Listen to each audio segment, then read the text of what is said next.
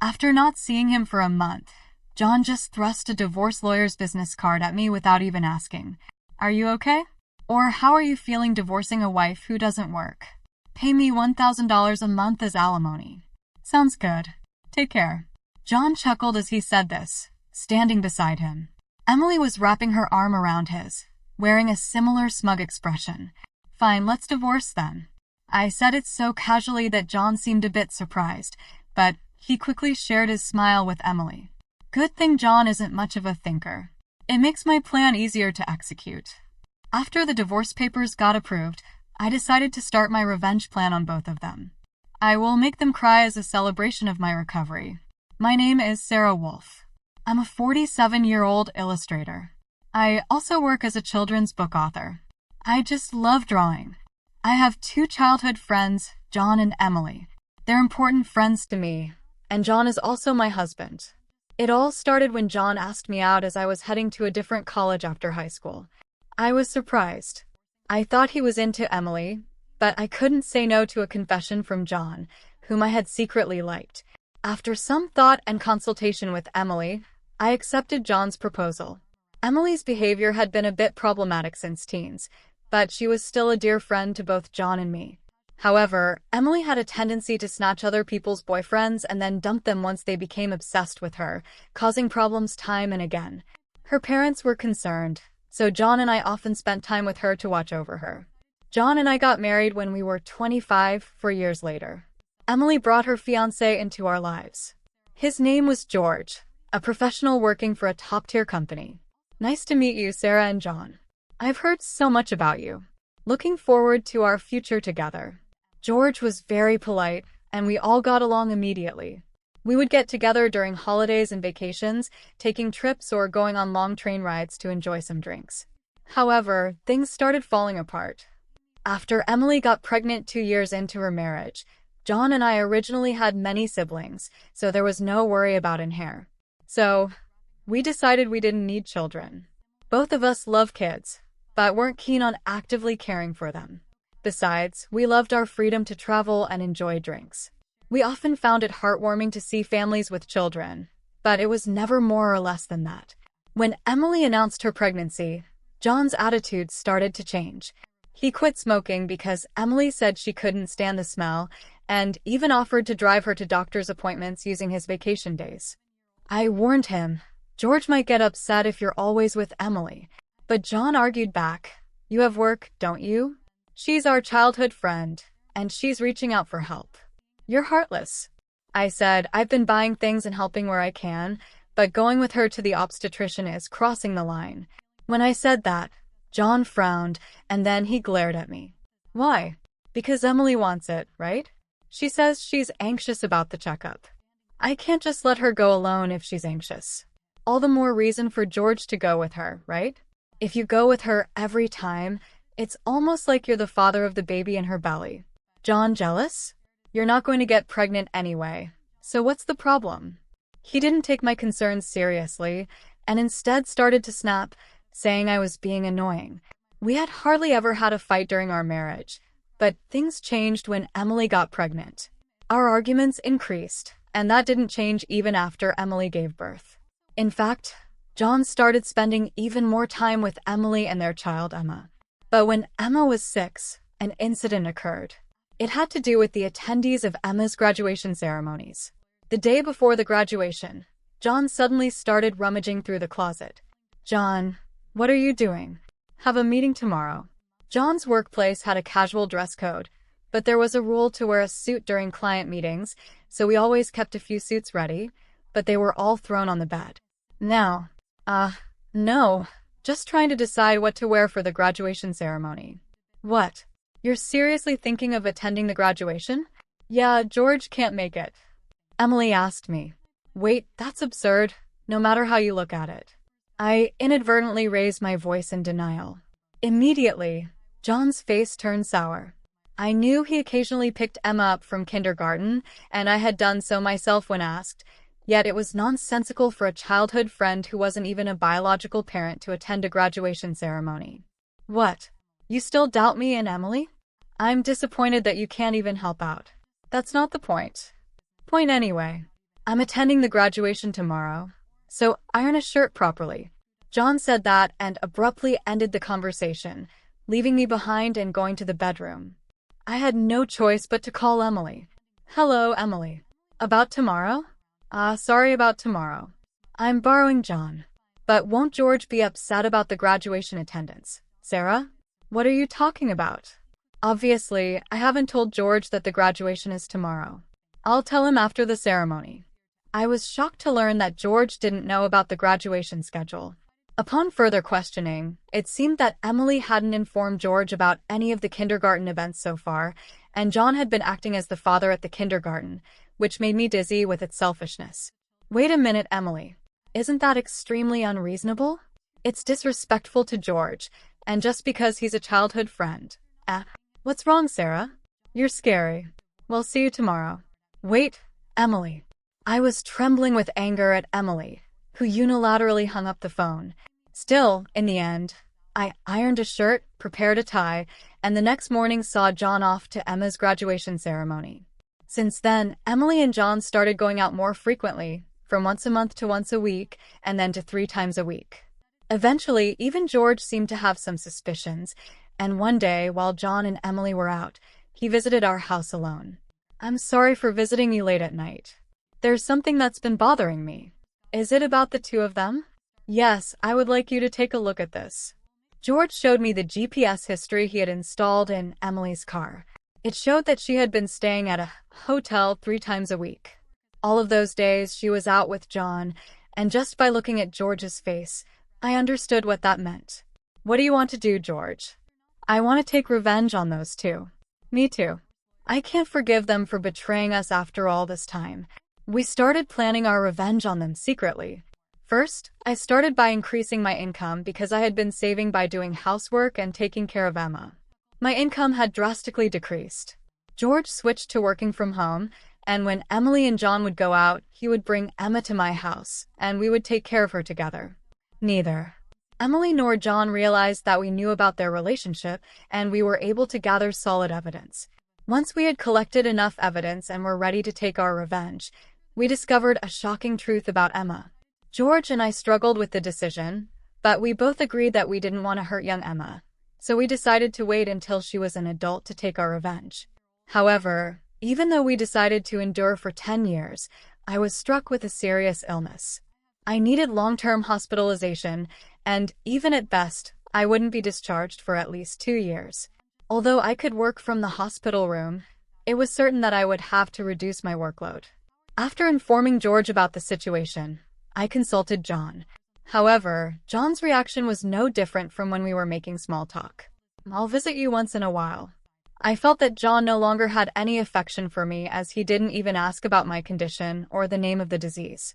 In reality, John only visited once a month or once every 2 months, and after Emma's 15th birthday, she started acting strangely. Although she used to visit me almost every day right after I was hospitalized, she became distant after her 15th birthday. However, neither George nor I could figure out why, and we were puzzled. Even when we asked Emma, she just said, "Don't worry about it." However, we ended up learning the reason from John, who rarely showed up. Hey, it's been a while.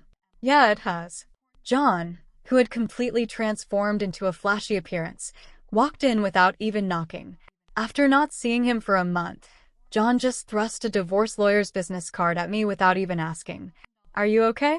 Or how are you feeling divorcing a wife who doesn't work? Pay me $1,000 a month as alimony. That's the deal. So take care. John said, grinning from ear to ear.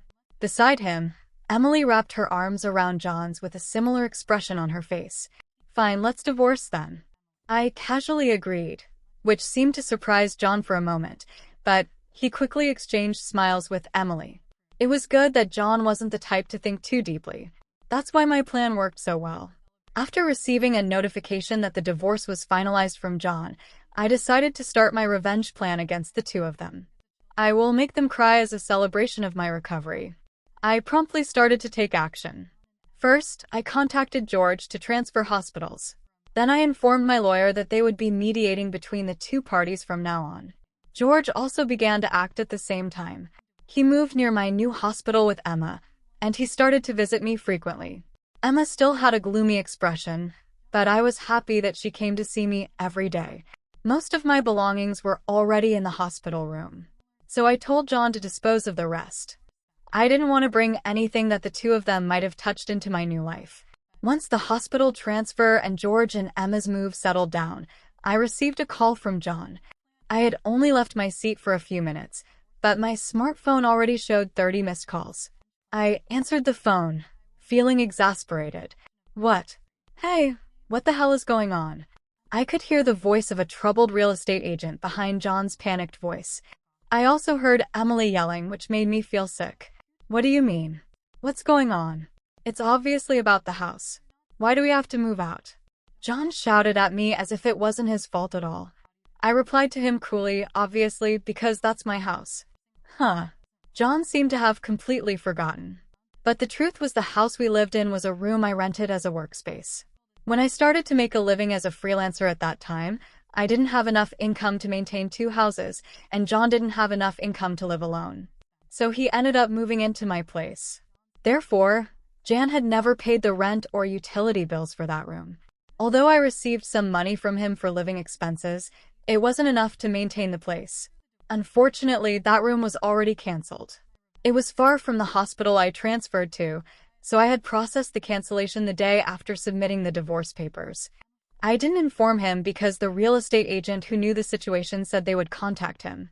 George and Emma suddenly disappeared, and our house was sold. What are we going to do about our new house? I don't know. Maybe stay in a business hotel for now. As I turned on the speaker and started working, John yelled in frustration, "Don't screw with me." However, he seemed to remember something and started speaking in a more soothing tone. "Well, whatever. When will you transfer the money? We're running low on cash." "What are you talking about?" Don't mess around. I told you to pay $1,000, didn't I?" "Oh, I don't recall agreeing to that."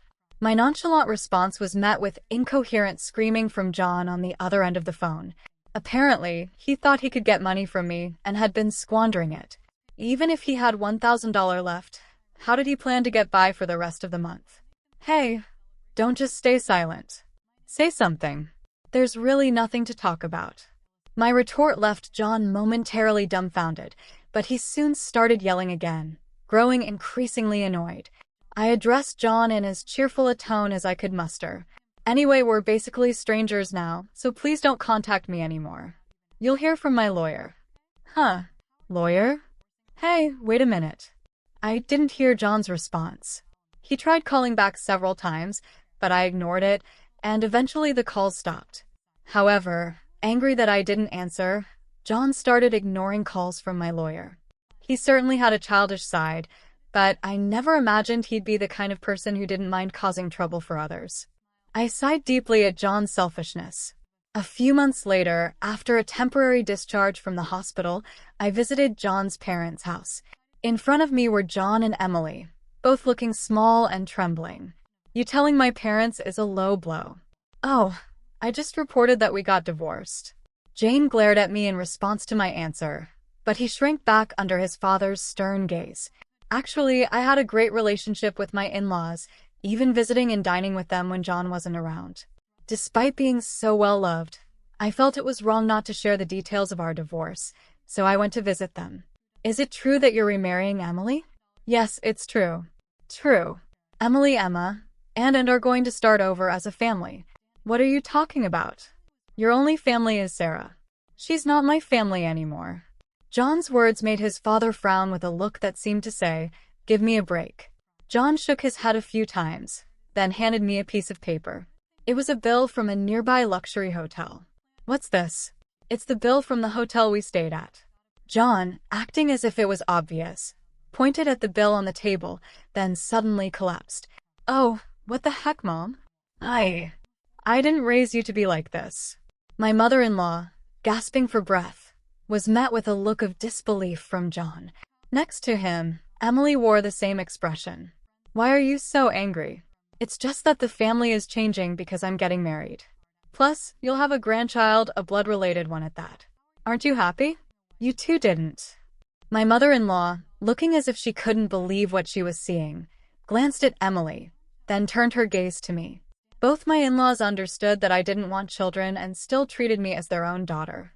Of course, they treated Emily, my childhood friend, similarly. But there was always a boundary between a daughter-in-law and a friend. I remembered Emily often complaining about that. So I was certain my mother-in-law wouldn't be happy about this situation, and Emily should have known it too. You doted on Emma, right? It'll be your grandchild, so you'll be happy, right? It's because she's a child I've known since she was little. Oh, but half of her blood is from John, right? Even after all this, Emily, showing no sign of remorse and acting as if she couldn't understand the problem, gave me goosebumps. At that moment, someone who had been silent until now spoke up. Enough already. It's disgusting, huh? Emma, who had been playing with her smartphone in the corner of the room, spoke to Emily without looking up. The room fell into a stunned silence. My dad is the only one I consider my father, whether we're related by blood or not. He's the only one. But, John has always been the one to attend your school events. I heard everything from Dad, how he was always informed of the event dates after they were over, how eventually even the events themselves were kept from him. But Dad always said I was his daughter, so I am his daughter, and I will never be yours. Emma glared at Emily as she said this. Then, sitting beside me, she switched to a more concerned tone. When I found out about this, I thought you would hate me. But Dad said that wasn't the case, so I came here today. Emma, I love you so much. You were so kind to visit me every day while I was in the hospital. I was really happy, Sarah. Emma, perhaps relieved of her anxiety, teared up and hugged me tightly. It might indeed be a child resulting from an affair between John and Emily, yet it's a child I've taken care of for 15 years. There's no way I don't have affection for her. Speaking of which, Emily, weren't you curious why I wasn't surprised when I found out Emma is John's daughter? Emily looked startled. Before she could speak, a new person entered the room. We knew from the start, 10 years ago, actually. George suddenly appeared. Understandably so, as she had recently unilaterally demanded a divorce, citing irreconcilable differences. I was shocked when you mentioned divorce. Oh, and unfortunately you're not divorced yet. The divorce papers are still here. Didn't you notice? What? I figured it wasn't in Emily and John's nature to confirm things. But I couldn't help but be stunned that Emily, despite the 100-day waiting period for women to remarry, hadn't noticed for months. So Emily is still my wife, and Emma is still my daughter. Well, since there won't be a wife, though. Wait, what do you mean? A 15-year-old can choose their parent. That's not true. Emma wants to be with Mom, right? Emily said that and looked at Emma. Emma frowned at Emily and held my hand. Emily was speechless at that and glared at me. Then John suddenly burst into laughter. So that's what it is. You two are together, huh? But too bad. Isn't it impossible to live on George's salary alone? Can you stop making weird assumptions? Also, it seems George earns double the amount you think. Emily knows about it, huh? It's probably a bluff. Oh. Besides, it's impossible for you to work while dealing with your illness. You'll just die miserably somewhere. This time, I laughed at John's huge misunderstanding. John, seeing me suddenly start laughing, was getting frustrated. You didn't know about my income, did you, huh? It's probably just a bit more than a part-time job. No, it's different. My annual income is $500,000, huh? John's eyes and mouth were wide open in shock. Emily was also stunned. In fact, over the past 10 years, I had become a popular children's book author, and my income had skyrocketed from essays, interviews, and the like. Moreover, a film adaptation is planned soon. So my income is skyrocketing. Liar. Oh, do you want to see this? I said that and showed Emily my bank account screen. It clearly showed a large amount of money being deposited every month. Emily was at a loss for words when she saw it. Sarah, let's make up, huh? What are you saying? Emily was furious at John's words. Blinded by the money, I watched them blankly and then opened my mouth. Well, if you want to get married, feel free. Oh, and I'll definitely take the compensation for damages, Sarah. Wait, Sarah. Ignoring John's words, I took Emma's hand and after saying goodbye to my in-laws, I left their house. John originally worked at my father-in-law's company, but it was revealed that he was lying about going out for sales, and he was fired. My father-in-law planned to forcibly put him on a friend's fishing boat and work him to the bone. Working on a fishing boat was tough for an indoor-loving John, and he contacted me several times. But each time I notified my father-in-law, and eventually the calls stopped. Emily lost custody to George and got divorced. She seemed uninterested in John, who couldn't afford luxuries and didn't seem to chase after him. She was disowned by her family and lived alone in a rundown apartment. She hadn't worked at all since getting married, and since she had always made others do things for her, she couldn't do anything herself. And there were hardly any places that would hire her as a full-time employee. Still, she had to pay for her living expenses and child support, so she worked multiple part-time jobs and barely made ends meet. After entering high school, Emma worked hard every day to study abroad and go to a prestigious university overseas. Being originally diligent, her dream is to translate my picture books and deliver them to children all over the world, which makes me happy. As for me, my picture books are selling well, and I am receiving more and more offers for Annan adaptations and merchandise. My illness is also progressing well, and although I am still hospitalized, my doctor recently told me that I might be able to leave the hospital next year. And one more thing, George and Emma come to visit me every day. Actually, George recently confessed to me with remarriage in mind. I haven't given my answer yet, but I can't help but have feelings for him. He said he wants to live together when I leave the hospital. While thinking about what to answer, I work on my picture books every day, hoping for a happy future for us. I weave stories again today.